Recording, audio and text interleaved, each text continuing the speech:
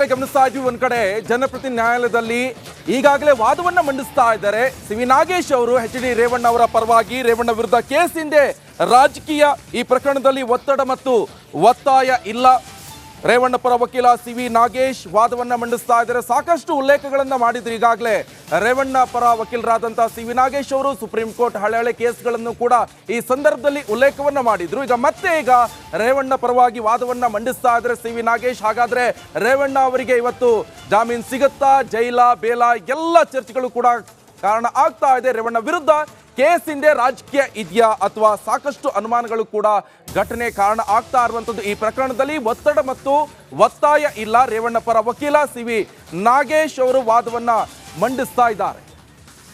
ಕೆಲವು ಇಂಟ್ರೆಸ್ಟಿಂಗ್ ವಿಚಾರಗಳನ್ನ ವಕೀಲರು ಪ್ರಸ್ತಾಪ ಮಾಡ್ತಾ ಇದ್ದಾರೆ. ಕೆಲ ಹಿಂದಿನ ಕೇಸ್ಗಳ ಹಿಸ್ಟ್ರಿಯನ್ನ ಹೇಳ್ತಾ ಹಿಂಗಿಂಗಾಗಿತ್ತು ಅನ್ನೋದನ್ನ ಹೇಳ್ತಾ ಇದ್ದಾರೆ. ನೋಡಿ, ರೇವಣ್ಣ ಪರ ಸಿ.ವಿ. ನಾಗೇಶ್ ಅವರು ಏನೆಲ್ಲ ವಾದ ಮಾಡ್ತಾ ಇದ್ದಾರೆ ಅಂತ ಹೇಳಿದ್ರೆ, ವಾದ ಅದರಲ್ಲಿ ಪಾಯಿಂಟ್ ನಂಬರ್ 1, SPP ನೇಮಕದಲ್ಲಿ ಸರ್ಕಾರ ಮಾನದಂಡವನ್ನು ಅನುಸರಿಸ್ತಾ ಇಲ್ಲ.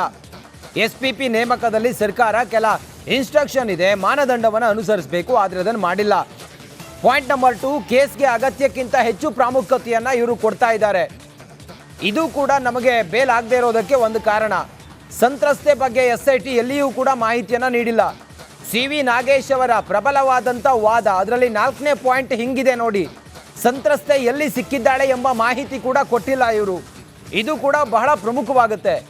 ನಾಗೇಶ್ವರ್ ಮುಂದುವರೆದು ಮಾತನಾಡ್ತಾರೆ. ಪಾಯಿಂಟ್ ನಂಬರ್ 5, ಆಕೆಗೆ ಹಲ್ಲೆ ಆಗಿದೆಯಾ, ರೇಪ್ ಆಗಿದೆಯಾ, ಇದು ಪ್ರಶ್ನೆ. ಹಲ್ಲೆ ಆಗಿದೆಯಾ ಆಕೆ ಮೇಲೆ, ರೇಪ್ ಆಗಿದೆಯಾ, ನನ್ನ ಕಕ್ಷಿದಾರರು ಹೆದರಿಸಿದ್ದಾರೆ, ಬೆದರಿಸಿದ್ದಾರೆ ಅಂತೇಳಿ ಎಲ್ಲ ಹೇಳ್ತಾ ಇದ್ದಾರೆ. ಪಾಯಿಂಟ್ ನಂಬರ್ 6, ಹಲ್ಲೆ ರೇಪ್ ಆದ ಬಗ್ಗೆ SIT ಮಾಹಿತಿಯನ್ನು ಕೊಟ್ಟಿಲ್ಲ. SIT ಇದ್ರ ಬಗ್ಗೆ ಕ್ಲಾರಿಟಿಯನ್ನು ಕೊಡಬೇಕು. ನಡಿ, ಈಗ ಶುರು ಮಾಡೋಣ.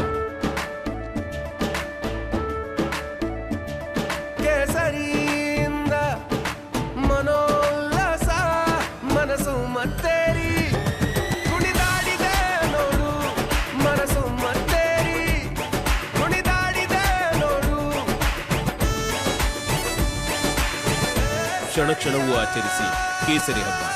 ವಿಮಲ್ ಬಾಯಲ್ಲಿ ಹೇಳಿ ಕೇಸರಿ. ಸಿ.ವಿ. ನಾಗೇಶ್ ಅವರು ವಾದವನ್ನು ಮಂಡಿಸ್ತಾ ಮುಂದುವರೆದು ಮಾತನಾಡ್ತಾರೆ.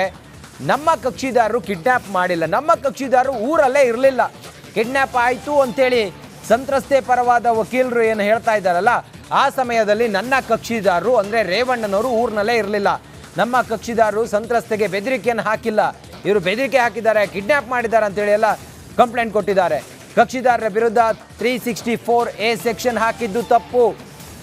ಈ ಹಿಂದೆ ವಿಮಾನವನ್ನು ಹೈಜಾಕ್ ಮಾಡಿದಾಗಲೂ ಕೂಡ ಇದೇ 364 ಸೆಕ್ಷನ್ ಹಾಕಿದ್ರು.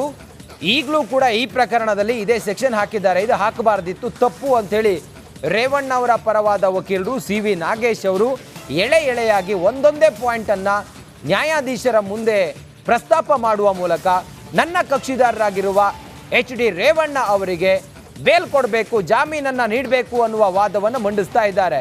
ಸದ್ಯಕ್ಕೆ ಈಗ ವಾದ ಪ್ರತಿವಾದ ಎರಡೂ ಕಡೆಯಿಂದಲೂ ಕೂಡ ನಡೀತಾ ಇದೆ. ಬಹಳ ಸ್ವಾರಸ್ಯಕರವಾದ ಚರ್ಚೆಗಳು ನಡೀತಾ ಇದೆ ವಾದ ಪ್ರತಿವಾದದಲ್ಲಿ. ಈ ಹಿಂದಿನ ಕೆಲ ಪ್ರಕರಣಗಳನ್ನು ಉಲ್ಲೇಖ ಮಾಡಿ ಆ ಕೇಸ್ನಲ್ಲಿ ಹಂಗಾಗಿತ್ತು, ಈ ಕೇಸ್ನಲ್ಲಿ ಹಿಂಗಾಗಿತ್ತು ಅನ್ನೋದನ್ನು ಹೇಳ್ತಾ ಇದ್ದಾರೆ. ಆ ಮೂಲಕ ಎಲ್ಲವನ್ನ ಶಾಂತ ಚಿತ್ತದಿಂದ ಆಲಿಸುತ್ತಿರುವಂಥ ನ್ಯಾಯಾಧೀಶರು ಜಾಮೀನನ್ನು ನೀಡ್ತಾರಾ ಅಥವಾ ಮುಂದುವರಿಯುತ್ತಾ, ಇದು ಎಲ್ಲವೂ ಕೂಡ ಕಾದು ನೋಡಬೇಕಾಗಿದೆ. ಸದ್ಯಕ್ಕೆ KR ನಗರ ಪೊಲೀಸ್ ಠಾಣೆಯಲ್ಲಿ ಕಿಡ್ನ್ಯಾಪ್ ಕೇಸ್ ದಾಖಲಾಗಿತ್ತು. ಅದು ಎಚ್.ಡಿ. ರೇವಣ್ಣ ಅವರು A1 ಆರೋಪಿಯಾಗಿದ್ದರು. ಲೈಂಗಿಕ ದೌರ್ಜನ್ಯಕ್ಕೆ ಒಳಗಾಗಿದ್ದಂಥ ಸಂತ್ರಸ್ತೆ ಮಹಿಳೆಯನ್ನ ಕಿಡ್ನ್ಯಾಪ್ ಮಾಡಿದ್ದಾರೆ ಅಂತೇಳಿ ಆ ಸಂತ್ರಸ್ತ ಮಹಿಳೆಯ ಮಗ ಕೊಟ್ಟಂಥ ದೂರಿನ ಅನ್ವಯ ದಾಖಲಾಗಿದ್ದಂಥ ಕೇಸ್ 364A ಸೆಕ್ಷನ್ ದಾಖಲಾಗಿತ್ತು. ಅದರ ಒಂದು ಸಂಪೂರ್ಣ ವಿಚಾರಣೆ ಮತ್ತೊಂದು ಮಗದೊಂದಾಗಿ ಈಗ ಜಾಮೀನು ಅರ್ಜಿ ವಿಚಾರಣೆ ಕೋರ್ಟ್ನಲ್ಲಿ ನಡೀತಾ ಇದೆ.